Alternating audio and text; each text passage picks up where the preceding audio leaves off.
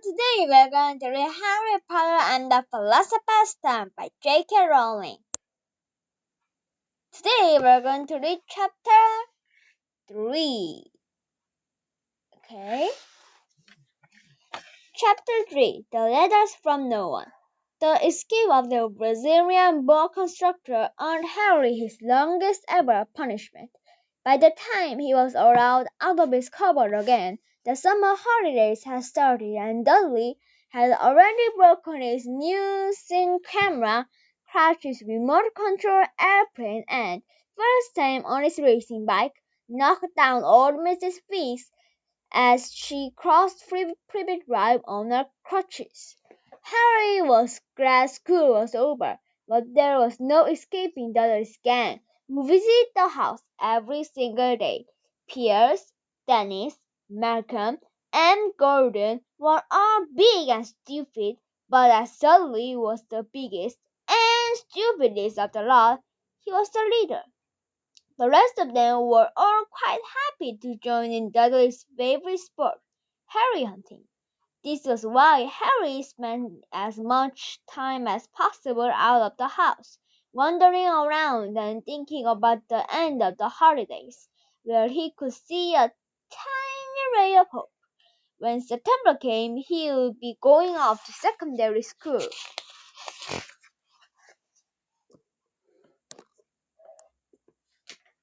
And for the first time in his life, he wouldn't be with Dudley. Dudley had a place at Uncle Vernon's old school, Smartings. Pierce Perkins was going there too. Harry, on the other hand, was going to Stonewall High, the local comprehensive. Dudley thought this was very funny. "They stuff people's heads down that toilet first day, Stonewall," he told Harry. "Want to come upstairs and practice?" "No thanks," said Harry. The poor toilet never had anything as horrible as your head down it. It might be sick." Then he ran, before Dudley could work out what he'd said. One day in July, Aunt Petunia took Dudley to London to buy his Smartings uniform, leaving Harry and Mrs. Figgs. Mrs. Figgs wasn't as bad as usual. It turned out she'd broken her leg tripping over one of her cats, and she didn't seem quite as fond of them as before. She let Harry watch television and gave him a bit of chocolate cake that tasted as though she'd had it for several years. That evening Dudley paraded around the living room for the family in his brand new uniform. Smartings boys wore maroon tailcoats, orange knickerbockers, and flat straw hats called bowlers. They also carried knobby sticks used for hitting each other where the teachers weren't looking. This was supposed to be good training for later life. As he looked at Dudley in his new knickerbockers, Uncle Vernon said gruffly that it was the proudest moment of his life, and Petunia burst into tears and said she couldn't believe it was her little Duddykins. He looked so handsome and grown up. Harry didn't trust himself to speak. He thought two of his ribs might already have cracked from trying not to laugh. There was a horrible smell in the kitchen next morning when Harry went in for breakfast. It seemed to be coming off from a large metal tub in the sink. He went to have a look. The tub was full of what looked like dirty rags swimming in grey water. "What is this?" asked Aunt Petunia. Her lips tightened as they always did if he dared to ask the question. "Your new school uniform," she said. Harry looked in the bowl again. "Oh," he said, "I didn't realize it had to be so wet." "Don't be stupid," snapped Aunt Petunia. "I'm dying so of Dudley's all day is great for you. It'll look just like everyone else's when I'm finished." Harry seriously doubted this, but thought it best not to argue. He sat down at the table and tried not to think about how he was going to look on the first day at Stonewall High. like he was wearing bits of old elephant skin, probably. Dudley and Uncle Vernon came in, both with wrinkled noses because of the smell from Dudley's new uniform. Uncle Vernon opened his newspaper as usual, and Dudley banged his smelting stick, which he carried everywhere, on the table. They heard the click of the letterbox and flap of letters on the doormat. "Get the post, Dolly," said Uncle Vernon from behind his paper. "Make Harry get it." "Get the post, Harry." "Make Dudley get it." "Poke him with the smelting stick, Dudley." Harry dodged the smelting stick and went to get the mayor. Three things lay in the doormat: a postcard from Uncle Vernon's sister March, who was holidaying on the Isle of Wight, a brown envelope that looked like a bill, and a letter for Harry. Harry picked it up and stared at it, his heart crunching like a giant electric fan. No one ever in his whole life had written to him. Who would? He had no friends, no other relatives. He didn't belong to the library, so he never even got a rude note asking for books back. Yet here it was, a letter, addressed so plainly there could be no mistake. "Mr. H. Potter, the cupboard under the stairs. 4 Private Drive, Little Whinging. Sorry." The envelope was thick and heavy, made of yellowish parchment, and the address was written in emerald green ink. There was no stamp. Turning the envelope over, his hand trembling, Harry saw a purple wax seal bearing a coat of arms, a lion, an eagle, a badger, and a snake surrounding a large letter H. "Hurry up, boy!" shouted Uncle Bernard from the kitchen. "What are you doing? Checking for leather bombs?" He chuckled at his own joke. "Ha ha!" Harry went back to the kitchen, still staring at his letter. He handed Uncle Bernard the beer and the postcard, sat down, and slowly began to open the yellow envelope. Uncle Bernard ripped open the beer, snorted in disgust, and flipped over a postcard. "Marge is here," he informed Aunt Petunia. "Ain't the penny worth?" "Dad!" said the sound suddenly. "Dad! Harry's got something!" Harry was on the point of unfolding his letter, which was written on the same heavy parchment as the envelope, when it was jerked sharply out of his hand by Uncle Bernard. "That's mine!" said Harry, trying to snatch it back. "Who'd be writing to you?" sneered Uncle Bernard, shaking the letter open with one. Excuse me?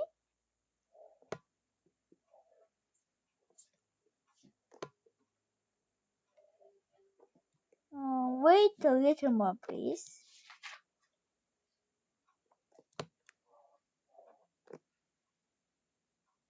Letter opened with one hand and glanced at it.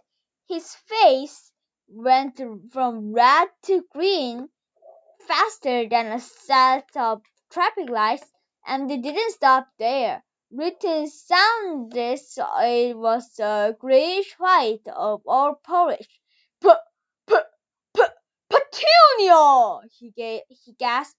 Dudley tried to grab the letter to read it, but Uncle Vernon had it high out of his reach. Okay, that's better. Aunt Petunia took it curiously and read the first line. For a moment it looked as though she might faint. She clutched his throat and made a choking noise. Father! Oh my goodness! Father! They stared at each other, seemed to have forgotten that Harry and Dudley were still in the room. Dudley wasn't used to being ignored. He gave his father a sharp tap on the head with his smelting stick. I want to read that letter, he said loudly. I want to read it, said Harry fiercely, as it's mine. Get out, both of you! Croaked Uncle Bernard, shuffling the letter back inside his envelope. Harry didn't move. I want my letter! He shouted. Let me see it! Demanded Dudley. Out!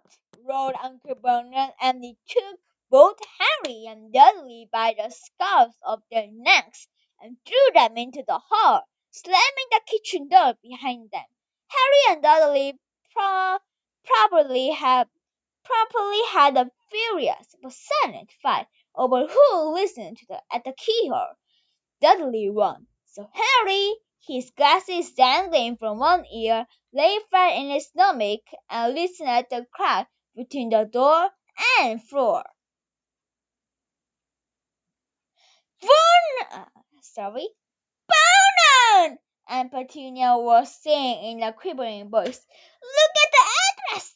How could they possibly know where he lives? Don't you think they're watching the house? Watching, spying, might be following us, muttered Uncle Vernon warningly. But what should we do, Vernon? Should we write back? Tell them we don't want. Harry could see Uncle Vernon's shiny black shoes pacing up and down the floor. No, he said finally. No, we'll ignore it. If they don't get an answer, yes, that's best. We won't do anything. But I'm not having one in the house, Petunia. Don't we swear when we took him in we'd stamp out that dangerous nonsense? That evening when he got back from work, Aunt Uncle Vernon did something he'd never done before. He visited Harry in his cupboard. Where's my letter? Said Harry the moment Aunt Petunia and Uncle Vernon had squeezed through the door. Who's written to me? No one. It was addressed to you by mistake, said Uncle Vernon shortly. I have burned it. It was not a mistake, said Harry angrily. It had my cupboard on it. Silence! Yelled Uncle Vernon, and the couple of spiders fell from the ceiling. He took a few deep breaths and then forced his face into a smile, which looked quite painful. Oh, yes, Harry, about this cupboard. Your aunt and I have been thinking you're really getting a big, bit big for it. We think it might be nice if we move into Dudley's second bedroom. What? He asked. Don't ask questions, snapped his uncle. Take this stuff upstairs now. The Dursleys' house had four bedrooms, one for Uncle Vernon and Aunt Petunia, one for visitors, usually Uncle Vernon's sister March, one where Dudley slept, and one where Dudley kept all the toys and things that wouldn't fit into his first bedroom. It only took Harry one trip upstairs to move everything he owned from the cupboard to this room. He sat down on the bed and stared around him. No, nearly everything in here was broken. The mount or the sync camera was lying on top of a small working tank Dudley had once driven over next door's dog. In the center was Dudley's first ever television set, which he'd put his foot through when he when his favorite program had been cancelled. There was a large bird cage which had once had a parrot that Dudley had swapped at school for a real airlift, which was off on a shelf with the end all bent because Dudley had sat on it. Other shelves was full of books. They were the only things in the room that looked as though they'd never been touched.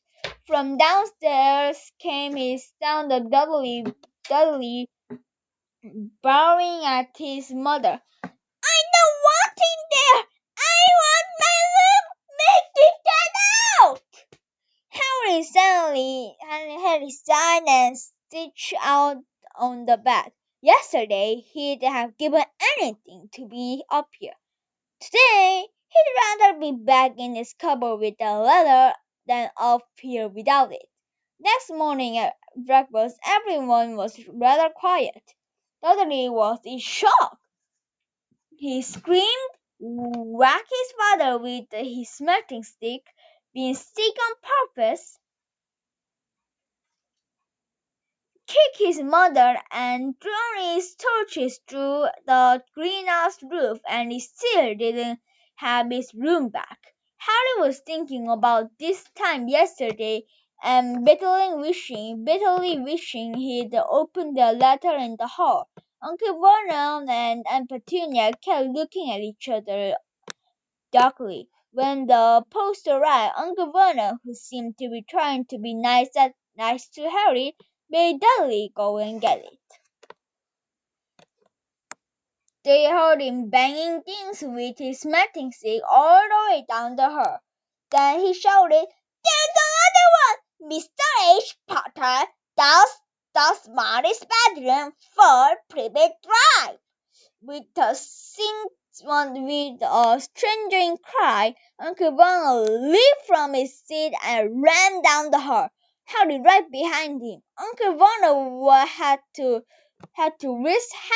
Dudley to the ground, wrestle Harry to the ground to get the letter from him, which was made difficult by the fact that Harry had grabbed Uncle Vernon around the neck from behind. After a minute of confused fighting in which everyone got hit all up by the smelting stick, Uncle Vernon straightened up, gasping for breath, with Harry's letter clutching in his hand. "Get out of your cupboard! I mean, your bedroom!" he whisked at Harry. "Dudley, go! Just go!" Harry walked around and round in his new room. Someone knew he had moved out of his cupboard, and they seemed to know that he hadn't received his first letter. Suddenly that meant they tried again, and this time he'd make sure they didn't fail. He had a plan. He repaired a alarm clock and rang at 6 o'clock the next morning. Harry turned it off quickly and dressed silently. He mustn't work the Dursleys. He strode downstairs without turning on any of the lights.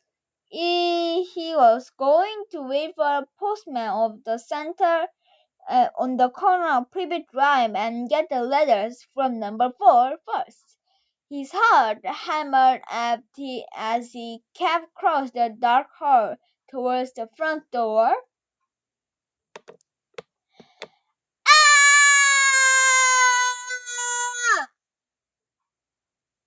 Oh! Harry leapt into the air. His turn on something big. He